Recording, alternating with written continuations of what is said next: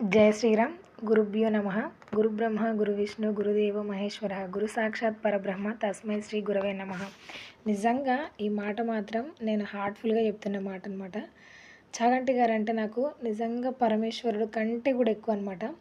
అసలు నేను పరమేశ్వరుని ఇంతగా ఇష్టపడడానికి కారణం కూడా చాగంటి గారు. ఆయన ప్రవచనాలు విని అసలు ఎంత అర్థం కాని వానికి కూడా ఎంత బాగా అర్థమవుతుందంటే, అరే మన హిందూ ధర్మంలో ఇంత మహిమ ఉందా, ఇంత మహత్యం ఉందా అని మన మనసుకి చెవులకి హత్తుకునే విధంగా చెప్తారనమాట. అలాంటి గురువు గారి జన్మదినం అనమాట.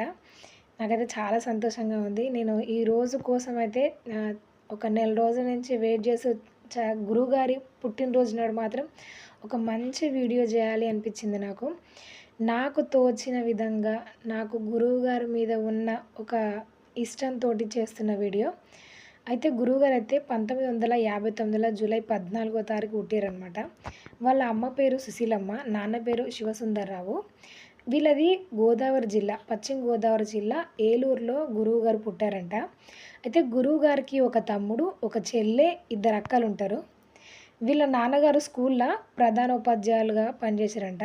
అయితే మన గురువుగారు అయితే ఫుడ్ కార్పొరేషన్ ఆఫ్ ఇండియాలో పనిచేసేవాళ్ళనమాట, గవర్నమెంట్ ఎంప్లాయీ. ఈయన భార్య కూడా ఒక గవర్నమెంట్ ఎంప్లాయే. ఈమె పేరు సుబ్రహ్మణ్యేశ్వరి. ఈమె పని చేసేది వ్యవసాయ శాఖలు అనమాట. అయితే వీళ్ళకి 2 పిల్లలు కూడా ఉన్నారు.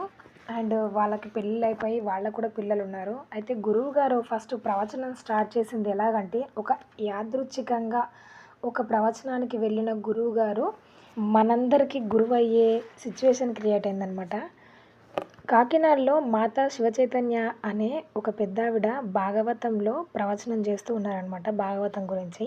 అందులో ఒక టాపిక్ తీసుకొని ఆమె ఏమన్నారంటే, భాగవతం చెప్తూ సడన్గా ఉత్తర గర్భంలో ఉన్న అభిమన్యుడు అశ్వత్థామ ప్రయోగించిన అస్త్రానికి దహించబడుతుంటే, అంటే మండిపోతూ ఉంటే, అక్కడనే ఉన్న వాళ్ళ మామలైన ధర్మరాజు, భీముడు, అర్జునుడు, నకులుడు, సహదేవుళ్ళు వాళ్ళందరినీ దాటుకొని కృష్ణ పరమాత్ముడిని ఎందుకు అడిగింది కాపాడమని ఎవరైనా చెప్పగలుగుతారా అని సభలో ఒక మాట అడిగిందనమాట. అందులో నుంచి ఒక వ్యక్తి లేచి, చాగంటి గారు అయితే చెప్తారండి ఈ మీరు అడిగిన ప్రశ్నకి అని సమాధానం ఇస్తారనమాట. అప్పుడు చాగంటి గారు ఎవరని కనుక్కొని గురువుగారిని స్టేజ్ పైకి పిలిచి ఆ ప్రశ్నకి సమాధానాన్ని చెప్పించారనమాట. అప్పుడు గురువు గారు అసలు ఎంత అనర్గళంగా మాట్లాడతాడో ప్రపంచం మొత్తానికి తెలుసు అనమాట. ఒక తెలుగువాడు, హిందూవాడైన ప్రతి ఒక్కడికి చాగంటి గారు ఎలా మాట్లాడతారో, ఏ టాపిక్ గురించి అయినా కూడా అందరికీ ఒక అవగాహన ఉండే ఉంటుంది. అయితే మాతాజీ అడిగిన క్వశ్చన్కి గురువుగారు ఎంత చక్కగా వివరించారంటే, అక్కడున్న ప్రతి ఒక్కరికి సుస్పష్టంగా అర్థమయ్యే రీతిలో గురువుగారు అయితే సమాధానం ఇచ్చారనమాట. అసలు గురువుగారు మాట్లాడిన మాటలకి ఆ మాతాజీ అసలు కళ్ళ నిండా నీళ్ళు తెచ్చుకొని ఎంత బాగా చెప్పావయ్యా అన్న అంతలా మురిసిపోయిందంట. అక్కడ స్టార్ట్ అయిందనమాట మన గురువుగారి ప్రవచనం స్టార్ట్ చేయడం. అలా జరిగిన తర్వాత చాగంటి గారి గురువు అయిన శ్రీభాష్యం అప్పలాచారి, చాగంటి గారికి ఈయన గురువుతో దేవుడితో సమానం అనమాట. ఆయన అంటే మన గురువు గారికి చాలా ఇష్టం. అక్కడ ఆయన ప్రవచనానికి మన చాగంటి గారు, చాగంటి గారి సతీమణి ఇద్దరు వెళ్ళి ప్రవచనం విన్నారనమాట. విన్న తర్వాత వారి సతీమణికి ఏమనిపించిందంటే, మీరు కూడా ప్రవచనాలు ఎందుకు చెప్పొద్దు, ప్రజలకి ఎందుకు సహాయం చేసినట్టుగా ఉండొద్దు, మీకు కూడా భాగవతం పురాణాల గురించి ఇంతో అంత అవగాహన ఉంది కాబట్టి మీకు తెలిసింది మీరు చెప్పొచ్చు కదా అని ఒక మాట చెప్పారంట. గురువుగారు దాన్ని ఆచరణలో పెట్టారనమాట. అసలు నాకు చాగంటి గారు మొన్నటిదాకా దేవుడి కంటే ఎక్కువ. ఇప్పుడు ఈ విషయం తెలిసిన తర్వాత, అరే చాగంటి గారిని ప్రవచనాలు చెప్పమని ఆవిడ సతీమణి ప్రోత్సహించకపోయి ఉంటే మనకి ఇంత మంచి ప్రవచనకర్త మిస్ అయ్యి ఉండేవాళ్ళం కదా. అందుకు ఆయన సతీమణికి నిజంగా శిరస్సు వంచి నమస్కారం చేస్తున్నా. నాకు నిజంగా అంటే నిజంగా చాగంటి గారు అంటే చాలా ఇష్టం. ఒక శంకరాచార్యులు, ఒక రమణులు, ఒక పరమాచార్య అందరినీ కలిపితే నాకు చాగంటి గారు అనమాట.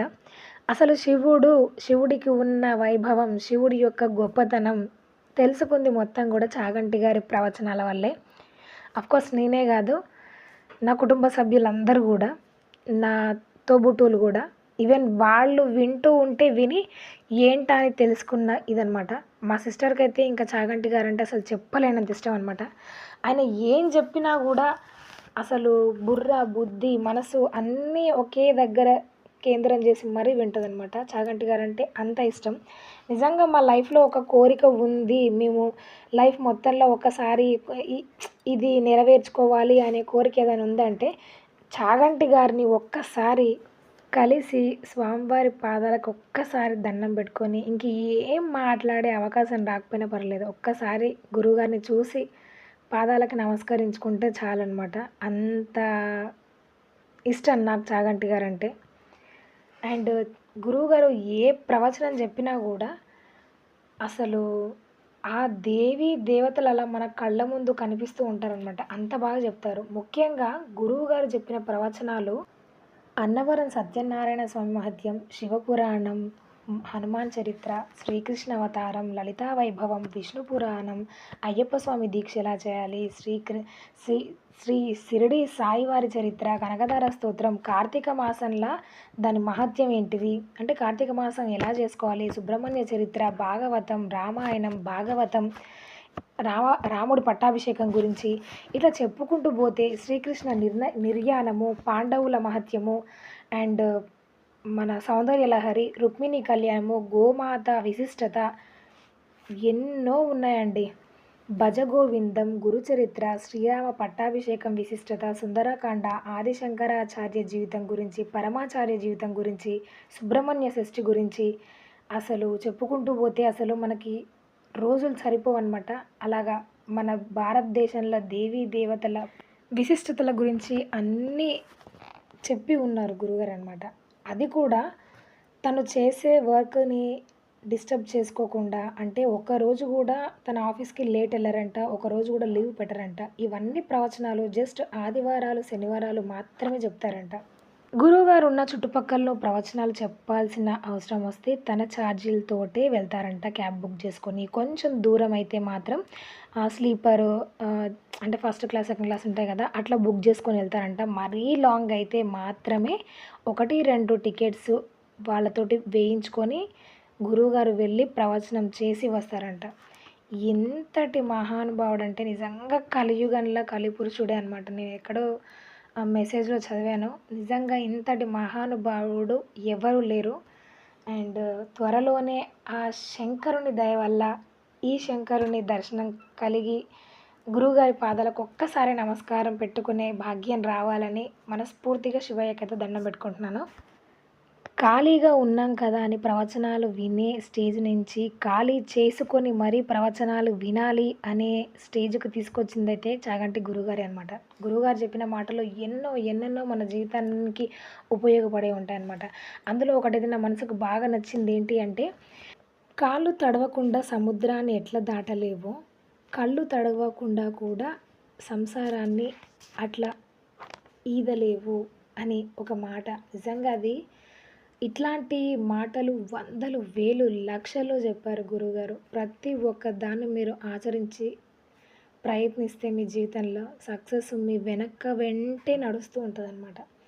ఇదొక్కటి మాత్రం నేను తెలుసుకున్నాను. కానీ తెలుసుకున్నప్పటి నుంచి మళ్ళీ చేసిన పొరపాట్లు చేయకుండా, చేసుకున్న పొరపాట్లను తలుచుకొని అరే ఇలా చేసి ఉండకుండా ఉండాల్సిందే అని తలుచుకుంటూ, అంటే జీవితంలో అంత పెద్ద తప్పు చేసామనకండి, ఏంట్లేదు, చాగంటి గారు అంతటి వారే చిన్న పొరపాట్లు చేయగలిగింది, మనం ఎంత, మన బతుకులు ఎంత. యాక్చువల్గా చాగంటి గారు కూడా ఒక పెళ్ళికి వెళ్ళాల్సిన పని అనమాట. తెల్లవారుజామున వెళ్ళాల్సిన పెళ్ళి. అయితే తను ఒక్కరే ఉన్నారు కాబట్టి వాళ్ళకి తెలిసిన వాళ్ళ కారులో వెళ్దామని వాళ్ళ ఇంటికి వెళ్ళారనమాట. ఇది తెల్ల చొక్కా, తెల్ల షర్ట్ వేసుకొని వాళ్ళ ఇంటికి వెళ్ళారు. పొద్దున్నే వచ్చాడు కాబట్టి పాపం ఆ ఇంటి వాళ్ళు ఏం చేస్తారంటే చాగంటి గారికి కాఫీ తాగమని సాసరు, కప్పు ఇచ్చి చాగంటి గారికి ఇచ్చారనమాట. అయితే వాళ్ళ ఇంట్లో పెద్ద డాగ్ ఉందంట, అల్సేషన్ డాగ్ అని. అది చూడడానికి కొంచెం భయానకంగా ఉందంట. దాన్ని ఒక దగ్గర కట్టేసి పెట్టారు. ఏమన్నదిలే అనుకొని వాళ్ళు వెళ్ళి రెడీ అవుతూ ఉన్నారంట. చాగంటి గారికి కాఫీ ఇచ్చేసి చాగంటి గారు ఆ కప్పుని, సాసర్ని చేతిలో పట్టుకొని ఊరికే ఉండకుండా కుక్కని చూసి ఏదో వికిలిచ్చినట్టు, నవ్వినట్టుగా అన్నారంట. అది ఒక్కసారి పైకి లేసినట్టుగా అరిచేసరికి భయానికి చేతిలో ఉన్న కప్పు, కాఫీ మొత్తం మీద ఒలికిపోయాయంట. కాఫీ మొత్తం మీద పడిపోయిందంట. ముందే తెల్ల చొక్కా, తెల్ల ప్యాంటు మొత్తం మరకలు మరకలు అయిపోయిందనమాట. పెళ్ళికెళ్ళాలంటే ఇంటికెళ్ళి డ్రెస్ మార్చుకొని వద్దామంటే టైం అయిపోతది. అలా అని పోకుండా ఉండలేరు. అయితే చాగంటి గారు ఏం చేశారంటే, ఆ చేతిలో ఉన్న ఓ చిన్న రుమాల్ని ఎక్కడైతే మరకలు, కాఫీ మరకలున్నాయో వాటి పైన వేసుకొని, చేతులు ఒళ్ళో పెట్టుకొని వచ్చే పోయే వాళ్ళని చూస్తూ కూర్చున్నారంట. ఎందుకీ ప్రారబ్ధం నాకిది, అసలు నేను ఆ కుక్కని ఎందుకు దాన్ని ఊరికే దాని మానాన దాన్ని పడుకున్న దాన్ని పడుకోనీయకుండా నేనెందుకలా అనాలి? అది ఎందుకు అరవాలి? ఈ కాఫీ నీళ్ళు నా మీదే ఎందుకు పడాలి? ఎందుకొచ్చిన ఈ ప్రారబ్ధం అని చాగంటి గారు ఒక ప్రవచనాల్లో చెప్పి నవ్వుకున్నారనమాట. ఒక్కొక్కసారి అలా జరిగిపోతదనమాట. మన చేతిలో ఏమీ లేకుండా ఒక్కోసారి అలాంటి సిచ్యువేషన్స్ క్రియేట్ అవుతూ ఉంటాయి. ఇట్లా చెప్పుకుంటూ పోతే బోలెడన్ని విషయాలు చాగంటి గారి జీవితంలోనే జరిగాయనమాట. మీ అందరికి గూడా తెలిసే ఉంటుంది. మీ అందరికి గూడా గురువుగారంటే చాలా ఇష్టమే అనుకుంటా. మీకు ఇష్టమైతే మాత్రం లైక్ చేయండి, కామెంట్ కూడా చేయండి. గురువుగారికి మరి ఒకసారి జన్మదిన శుభాకాంక్షలు మనస్ఫూర్తిగా చెప్పుకుంటున్నాననమాట. గురువుగారు ఇలాంటి పుట్టినరోజులు మరి ఇంకెన్నో చేసుకోవాలి. మాలాంటి వాళ్ళందరికీ ఆయన మాటలు జ్ఞానం మూటలతో సమానం అనమాట. ప్రతి ఒక్క మాట ఒక జ్ఞానం మూట లాంటిదనమాట. గురువుగారైతే ఆయురారోగ్యాలతోటి నిండుగా ఉండాలి. ఎందుకంటే గురువుగారు ఎప్పుడూ అష్టైశ్వర్యాల కోసం వెంపర్లాడలేదు కాబట్టి ఉన్నన్ని రోజులైనా గురువుగారు నిండు నూరేళ్ళు మంచి ఆరోగ్యంతోటి మాలాంటి వాళ్ళకి ప్రవచనాలు చెప్తూ ఉండాలని. Thank you for watching. జై శ్రీరామ్.